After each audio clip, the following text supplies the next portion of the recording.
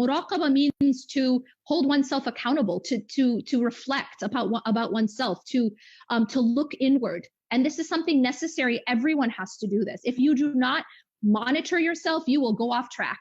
Let me just give you an analogy. If you're driving and you never stop to check the GPS, never. Maybe you started out on the right path, but you never again check the GPS, or you never again, look at the map, or you never read the street signs. You're going to end up off track. So you have to be assessing the situation constantly. Am I on the right track? And if you look and you find, I got off track, that's okay, as long as you make a U-turn, right? And that's what tawbah is. That's literally what tawbah is. Tawbah means to return. It's to turn up, it's to return, it's to come back to Allah subhanahu wa ta'ala.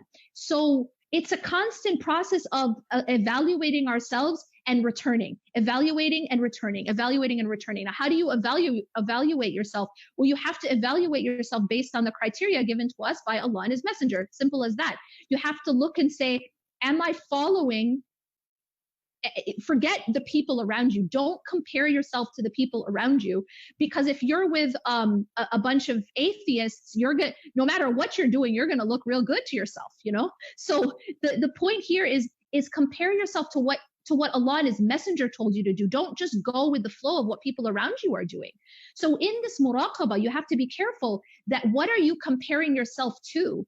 Don't compare yourself to your culture. Don't compare yourself to the people in your family. Don't compare yourself to the people around you in your society. Compare yourself to what Allah and His Messenger said to do.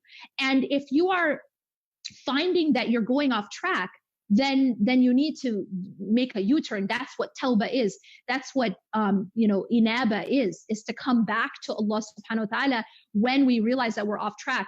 And I want you also, one last thing to mention here is that if you evaluate yourself and you come to the conclusion that you are awesome, that you are just amazing, that you're there, then I can tell you that there's a deep problem.